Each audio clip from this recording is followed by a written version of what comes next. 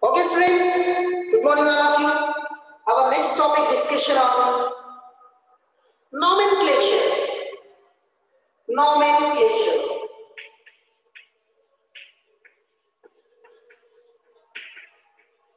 Nomenclature. See here, since it's not possible to talk about any organism without nomenclature. Nomenclature means without names. Generally, whatever maybe the organisms are surviving in our surroundings, any living organism must have some names. With those names only, who will refer? For example, it has a name, chutneys. It has a name, board, fan, laptop, duster, phone, chair, like that. So every living organism should have a specific names in different places. Okay, so without names we cannot refer any organism. Okay, so that we will give different kinds of names to the living organisms. Thus, we use it to call dog, cat, rat, horse, mammals, etc., etc., etc. Okay, so without those names we cannot talk. For example, I am. If you don't know my name, you will call biology sir. Okay, so simple. Without without the proper name, we cannot we cannot identify the organisms. Okay, see here, so that we need to call a dog, cat, rat, mat, etc. like this, different names. So generally, these names are different in different languages. In Karnataka state, one name for living organisms. In Andhra, one name for living organisms. In Tamil Nadu, Maharashtra, Orissa, Delhi, like this with different names. They will call in different languages. For example, dog, you take dog. Dog, in your language you will call, in English you will call dog. In your language you will call nai. In my language I will call kukka.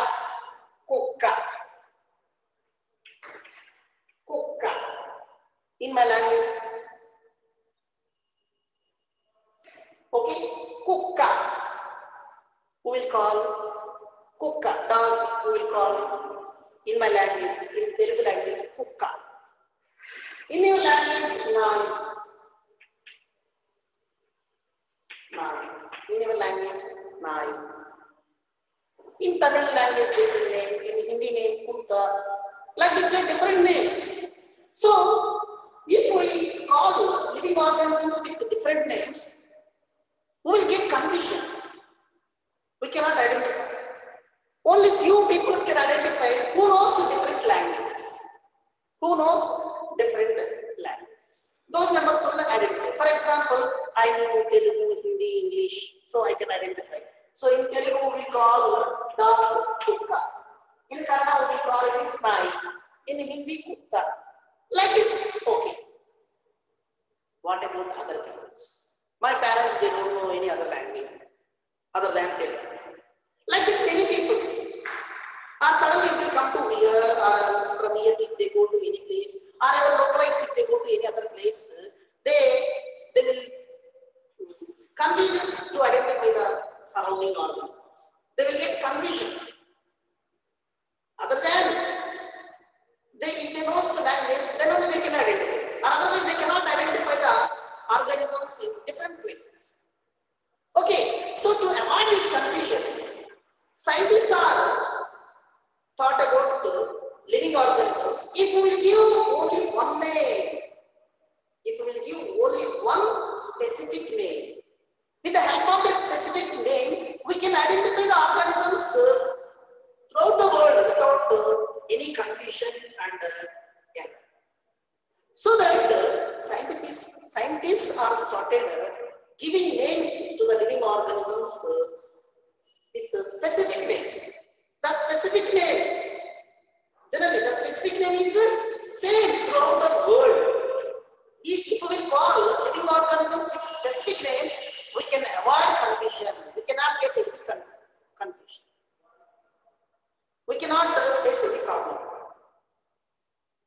cannot face any problem. Okay, that's all. That's all. Okay, to avoid confusion, scientists have given names to the living organisms with a specific name throughout the world. If we will call living organisms with a specific name, so then we will not face any problem. Otherwise, if we will call the living organisms with local names, so I have faced a lot of problem. Okay, so to avoid this kind of a confusion to living organisms, to the animals and the plants, vegetables, scientists have given specific names.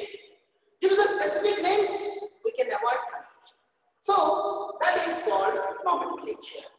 So that is not a definition, that is the method of nomenclature. So the correct definition, the process of giving specific names or scientific names to the living organisms is called nomenclature.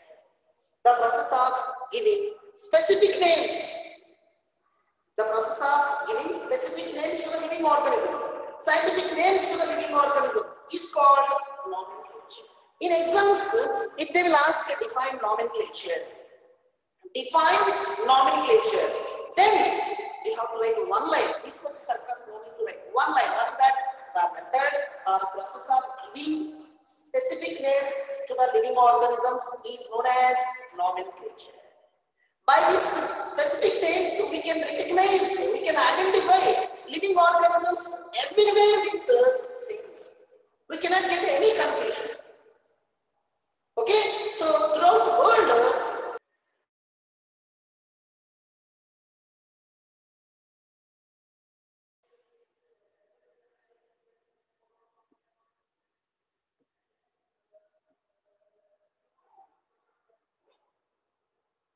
okay.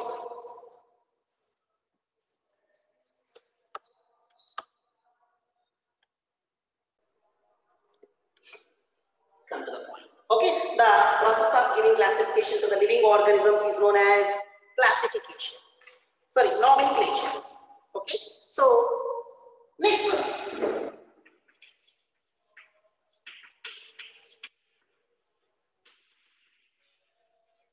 Identification. See, first they have given names.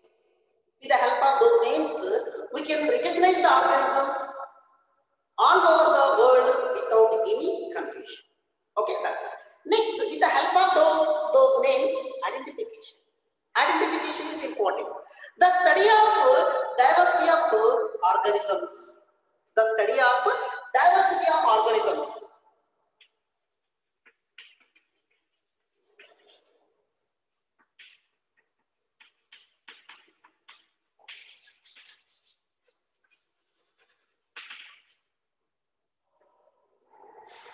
The study of diversity of organisms is possible only if we know each and every organisms and are able to identify them. See, next step, identification. The study of diversity of organisms, diversity, differences of organisms. When we will study, when we will observe differences in among different organisms is possible only if we know each and every organism. If we know each and every organism and are able to identify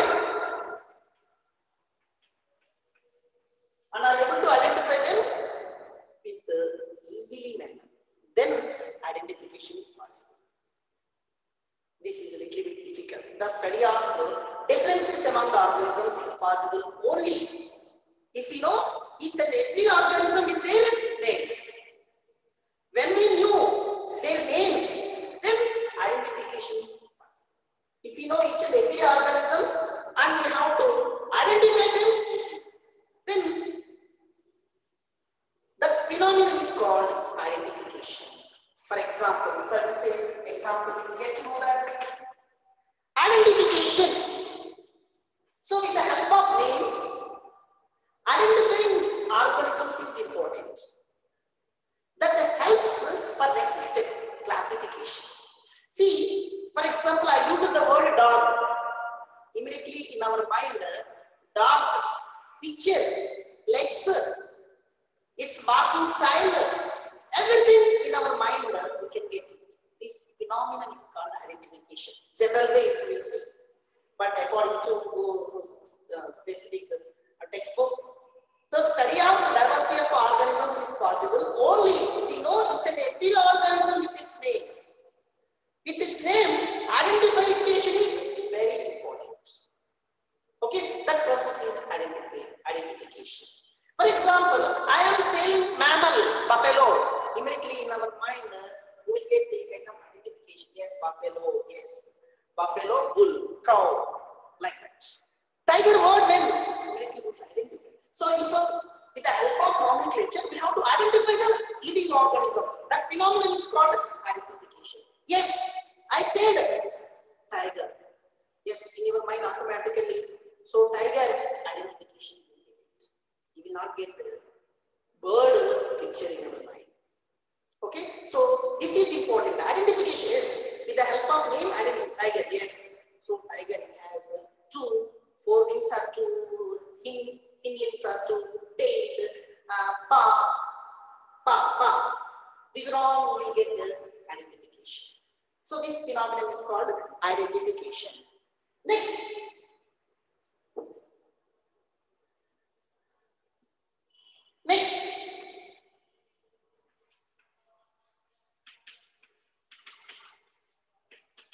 Classification. All around ourselves, we see many kinds of plants, animals, fungi, algae, etc. All around ourselves, we see many kinds of plants, animals, fungi, algae, etc. Okay, so these all show various degrees of resemblances,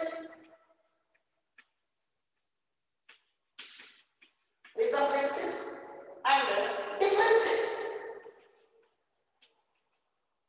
differences, various degrees of resemblances, similarities and differences. Yes, so plants shows nearer to each other.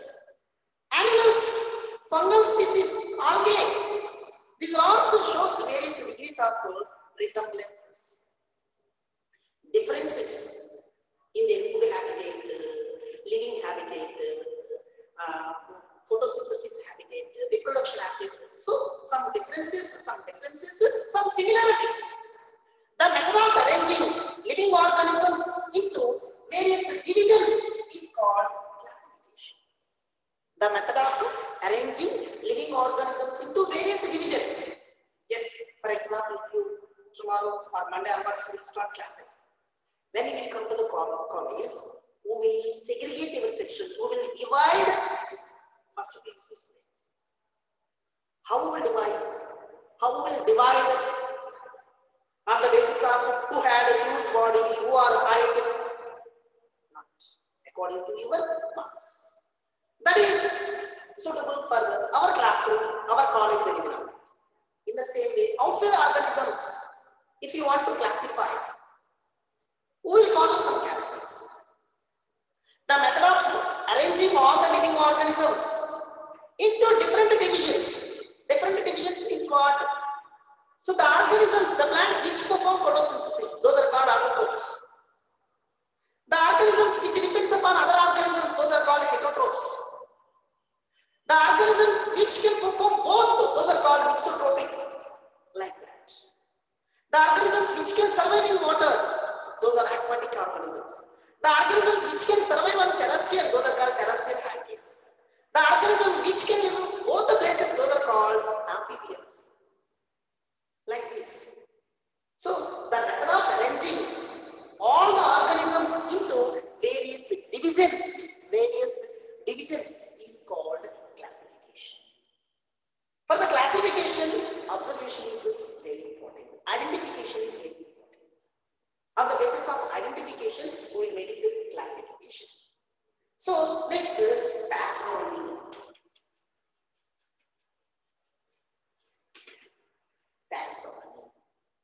So based on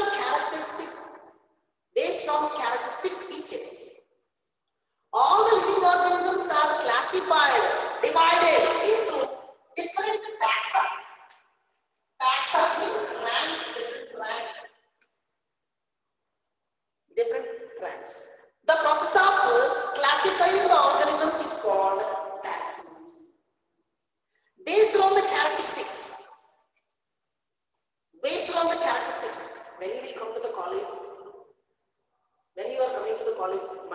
animals, what we will make it based on your marks, you 10th class marks, we will divide into sections. That is the method. So in the same way outside also, based on the characteristics, some animals have cutaneous respiration, through skin respiration occurs. The animals which performs respiration through skin, those are all animals we will put into one group. The animals which can perform respiration through lungs, those we will keep it one side. Through bronchial, one side. Through tracheal, one side. Through bronchial, through gills, like that, we will based on their characteristics. All the living organisms are classified, differentiated into different rank, different taxa or rank. This phenomenon is called taxonomy. The taxonomy is derived from the Greek language. The term taxonomy is derived from the Greek language. Yes, Greek language. In Greek language, taxonomy means arrangement of organisms in sequential.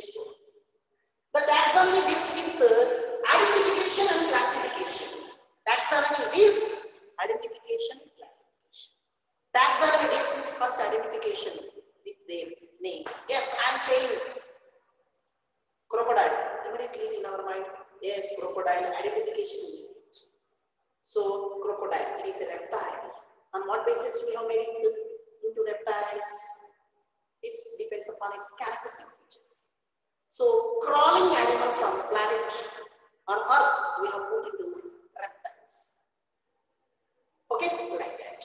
Okay, so taxonomy, the process of classifying the organisms, the process of classification of living organisms is called taxonomy, which deals the process of identification and classification based on characteristics. Next, one more term.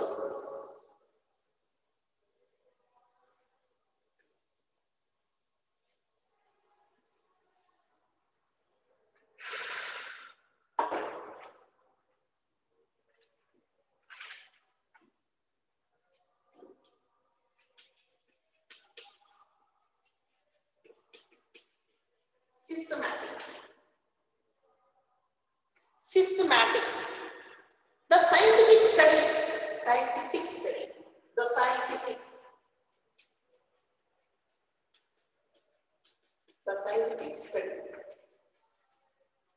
scientific study. Scientific study means the scientific study, diversity of living organisms,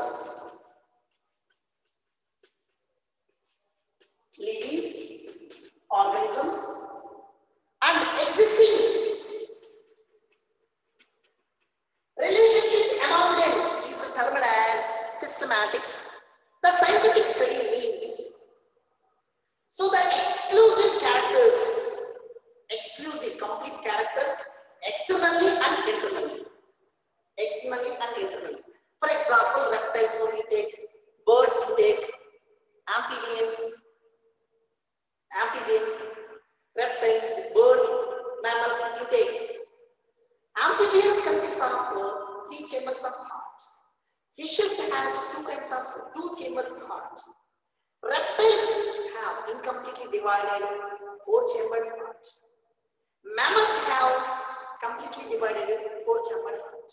Fish has 2, amphibian has 3, reptiles have incompletely divided 4, mammals have completely divided 4-chambered.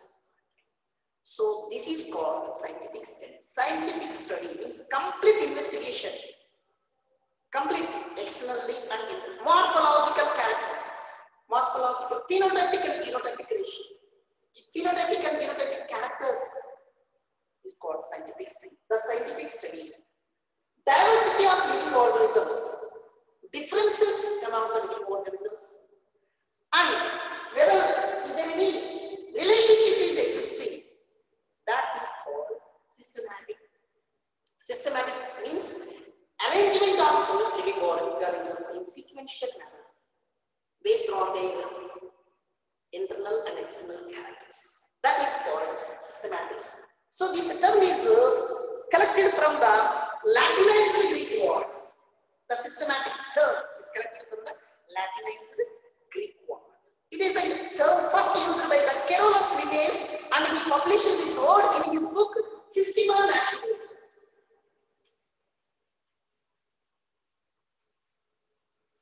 Systema Naturae. Systema Naturae. Okay, that's right. So some scientists, some biological scientists are believed that taxonomy, systematics both are similar terms, both are same, but in reality, taxonomy is different, systematics is different.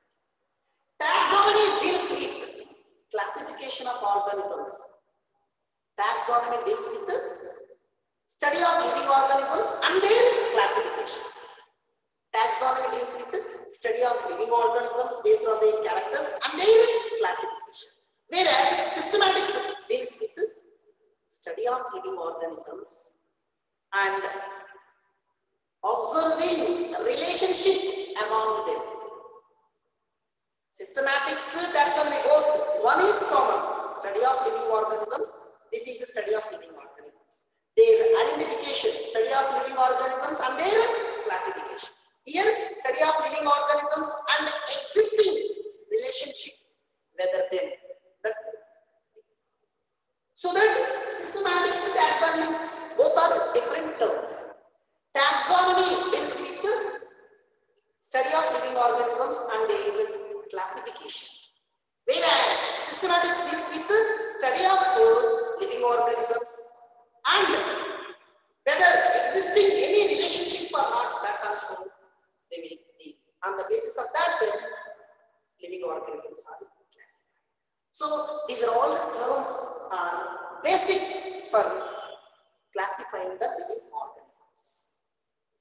Okay, so first nomenclature, naming. Next, with the help of that naming, identification. Next, classification. The method of arranging organisms into a specific manner, that is classification. After classification, taxonomy. Taxonomy what deals? Based on the characteristics. Living organisms are classified into different ranks, different taxa. For the taxonomy, identification, classification is it.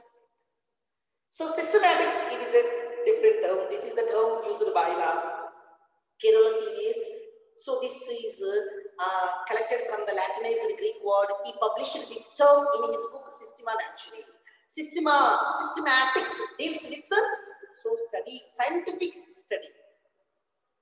Differences of living organisms. In those living organisms, is there any relationship is existing? Relationship means what? Whether their ancestors have common parents or not. So here, if we will see deep information. So fish, amphibians, reptiles, mammals, and in between these chick, these all have common ancestors.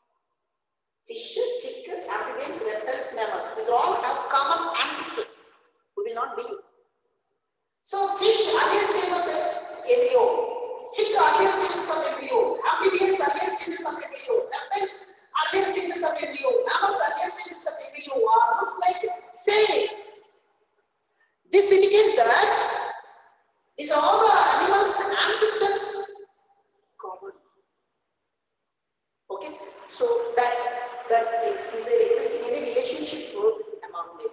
So that they have studied and gave the term systematics. Okay, so after studying these are all thoroughly, so they have given a proper scientific method of classification. So that is my reason.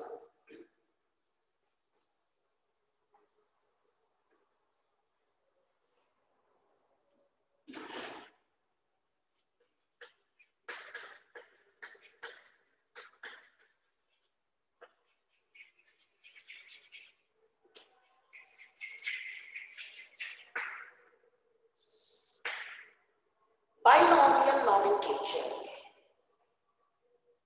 Binomial nomenclature. Binomial means two words given to the living organisms. means two. Nomenclature means names. Two names are given to the living organisms. So that is what we will see. So there are number of scientists have made various kinds of attempts to classify the living organisms. Last class we have seen that Aristotle, Charaka, John Ray, Carolus Linnaeus, etc. Not only these, Robert Whittaker, many scientists. There are many scientists have made earlier attempts to classify the living organisms. Among those all the scientists, the most acceptable and comfortable system of classification was introduced, and we are all following now is that classification that is called binomial system of nomenclature. Binomial system.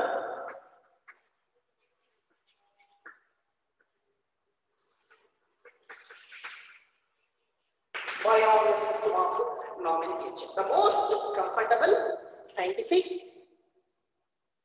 and everybody can easily remember classification last class.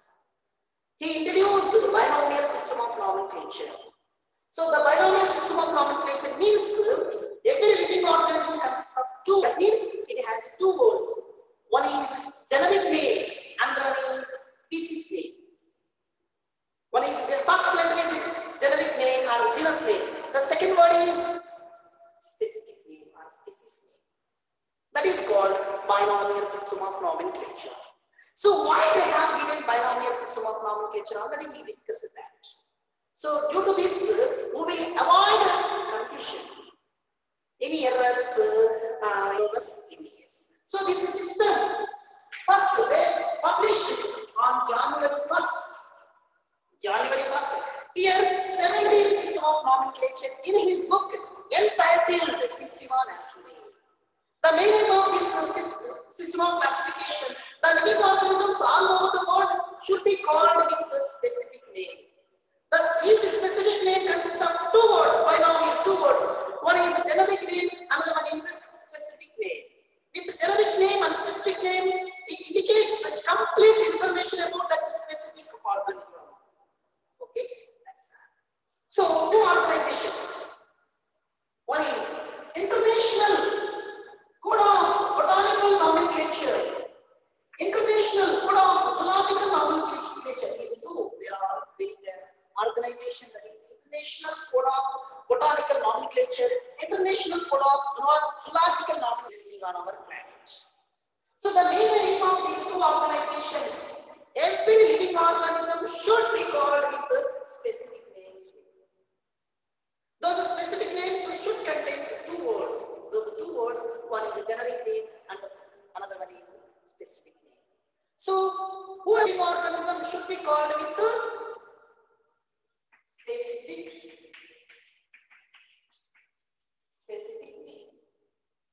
Specific name. So the specific name should consist of binomial.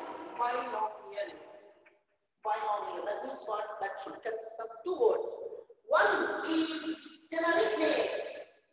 Generic name nothing but genus name. Another is specific name. Specific name nothing but species name. Species name. For example, the scientific name. Specific name Homo sapiens. In this one, Homo indicates genus. Sapiens indicates species or specific name. So, whatever may be the names we are giving, those names should be in Latin words. Latin words. So, those Latin words should be italics if printed. And those two should underline separately if handwritten. The Homo first letter, in the genus first letter should start with the capital. In species, the first letter should start with the small. These are called universally accepted rules for giving specific names. So these names, these rules must be followed by every scientist. So the initiation is given by these organizations. This is first. Okay. Next, the scientists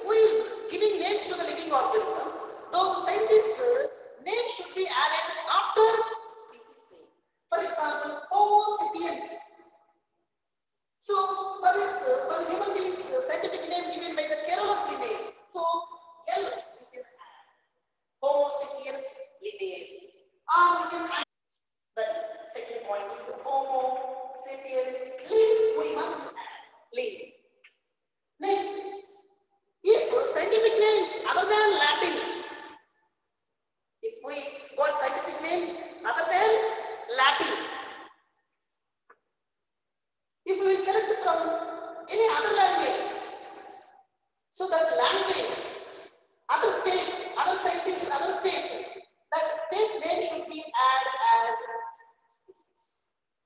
For example, the scientific name of banyan tree, Ficus bengalensis,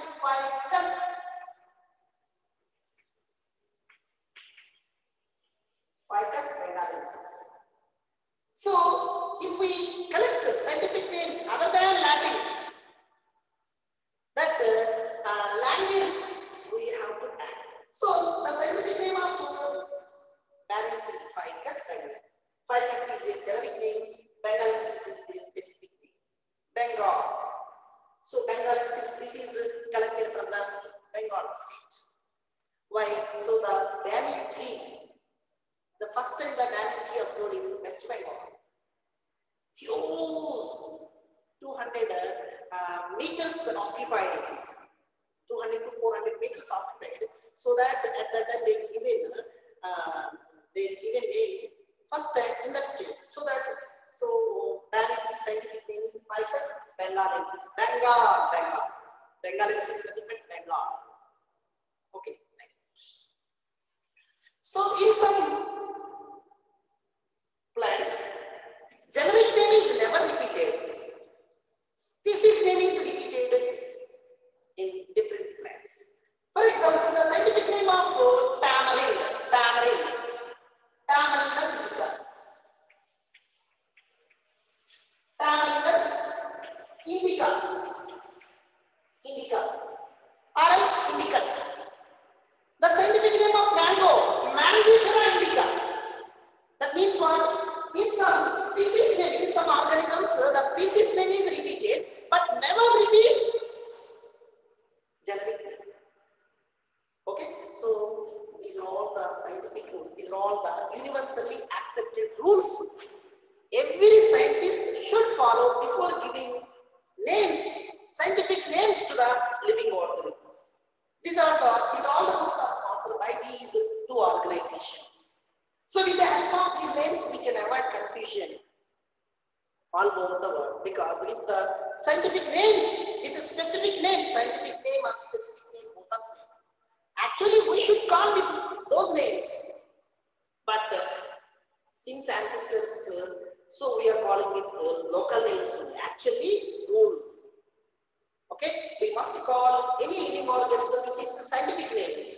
So we are educated, so we can call. But what about uneducated? So that local names only we are following.